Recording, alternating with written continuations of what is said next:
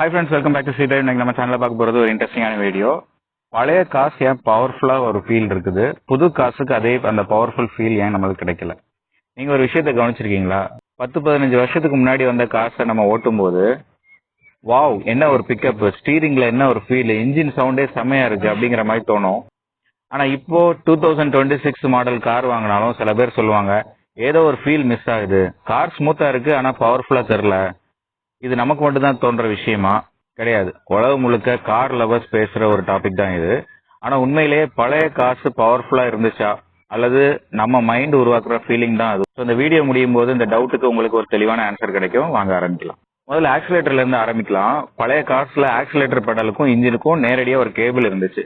நீங்க pedal press பண்ண உடனே த்ராட்டில் ஓபன் ஆகும், ரெஸ்பான்ஸும் உடனே கிடைக்கும். அதனாலேயே கார் ஜம்ப் அடிக்கிற மாதிரி ஒரு ஃபீல் வரும். ஆனா இப்போ வந்திருக்க பெரும்பாலான கார்ஸ்ல எலக்ட்ரானிக் த்ராட்டில், அதாவது டிரைவ் பை வயர் சிஸ்டம்னு சொல்லுவோம். இங்க பெடல் பிரஸ் பண்ணா முதல்ல சென்சார் சிக்னல் அனுப்பும், ECU அதை ப்ராசஸ் பண்ணும், அதுக்கப்புறம் தான் இந்த த்ராட்டிலே ஓபன் ஆகும். இந்த டிலே மில்லி செகண்ட்ஸ் தான். ஆனா டிரைவருக்கு அது கார் கொஞ்சம் காமா இருக்கு அப்படிங்கிற மாதிரி ஒரு ஃபீல். ஃபால்ட் கிடையாது, மேனுஃபேக்சரர் வேணும்னே இப்படி தான் டியூன் பண்றாங்க.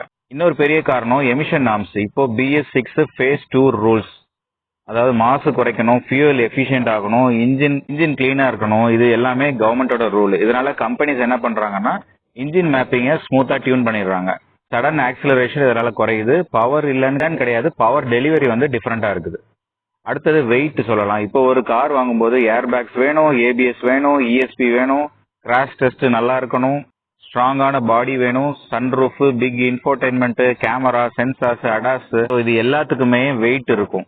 2008ல உள்ள காரையும் இப்போ 2026ல உள்ள காரையும் நீங்க கம்பேர் பண்ணீங்கன்னா பல கார்ஸ் கிட்டத்தட்ட ஒரு 100ல இருந்து 250 கிலோ வரைக்கும் அதோட வெயிட் அதிகமாவே இருக்கும். அதனால அந்த இனிஷியல் பிக்கப் கொஞ்சம் டிஃப்ரெண்டா தான் இருக்கும். அடுத்தது இன்ஜின் சவுண்டு.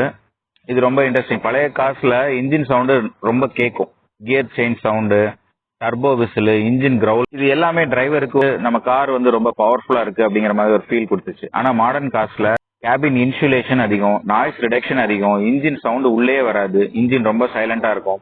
அதனால பவர் இருக்கிற கார் கூட பவர் இல்லாத மாதிரி தான் ஒரு ஃபீல் கொடுக்கும். அடுத்தது ஸ்டீரிங் ஃபீல் சொல்லலாம். பழைய கார்ஸ்ல ஹைட்ராலிக் ஸ்டீரிங், ரோட்ல என்ன நடக்குதோ டிரைவரோட கையில அது ஃபீல் ஆகும். உதாரணத்துக்கு ஒரு ஸ்டோன், கல் மேல வண்டி ஏத்துறீங்க, ஒரு பாட் ஹோலு, குழியில வண்டி இறங்கும் போது டயர் கிரிப், இது எல்லாமே ஸ்டீரிங்ல தெரியும். ஆனா இப்போ எலக்ட்ரிக் பவர் ஸ்டீரிங் ரொம்ப லைட்டா இருக்கும், பார்க்கிங் ரொம்ப easy, mileage better.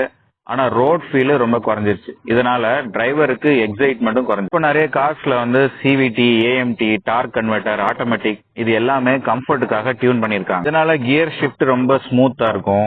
RPM low RPM, fuel save ஆகுது. ஆனா மேனுவல் கியர் பாக்ஸ்ல நீங்க கியர் சேஞ்ச் பண்றதும், RPM கண்ட்ரோல் பண்றதும், இன்ஜின் சவுண்ட் கேட்கறதும் டிரைவருக்கு ஒரு கனெக்ஷன் ஏற்படுத்துச்சு. இதனாலேயே மேனுவல் கார்ஸ் இன்னும் ஃபன்னாவே நிறைய பேர் நினைக்கிறாங்க. டர்போ லேக், அப்புறம் பவர் டெலிவரி. ஒரு மெத்து இருக்கு, அதாவது டர்போ இன்ஜினாலே ஸ்லோவா இருக்கும் அப்படின்ட்டு. ஆனா அப்படி கிடையாது. டர்போ இன்ஜினுக்கு பவர் இருக்கு, ஆனா அந்த பவர் ஒரு குறிப்பிட்ட RPMக்கு மேலதான் ஃபுல்லா வரும். அதுக்கு முன்னாடி கொஞ்சம் காமா தான் இருக்கும். அதே நேரம் சில naturally aspirated engine pedal press பண்ண உடனே லீனியர் ரெஸ்பான்ஸ் கொடுக்கும். அதனால அங்க குவைட்டா ஒரு ஃபீல் ஆகும். இதுதான் டிஃபரன்ஸ்.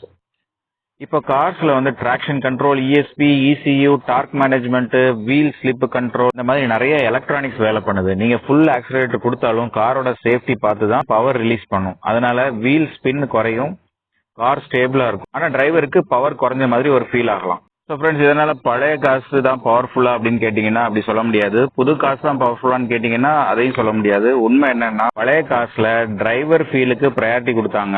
புது காசுல safety, fuel economy, emission, comfort, reliability, இந்த மாதிரி விஷயத்துக்கு தான் ப்ரையாரிட்டி கொடுக்குறாங்க. அதனால பவர் போகல, பவர் டெலிவரி பண்றது தான் வித்தியாசமா இருக்குது. ஸோ இப்போ கமெண்ட் செக்ஷன்ல சொல்லுங்க, உங்களுக்கு எந்த கார் ஓட்டும் போது அதிக டிரைவிங் ஃபீல் கிடைச்சது, பழைய கார்ஸ்லயா புது கார்ஸ்லயா? ஸோ அந்த மாடலையும் கமெண்ட்ல சொல்லுங்க. ஸோ இந்த மாதிரி car secrets, driving tips, maintenance facts எல்லாத்தையும் நீங்க தமிழ்ல தெரிஞ்சுக்கணும் அப்படின்னா சி டிரைவ் சேனலை சப்ஸ்கிரைப் பண்றதுக்கு மறக்காதீங்க.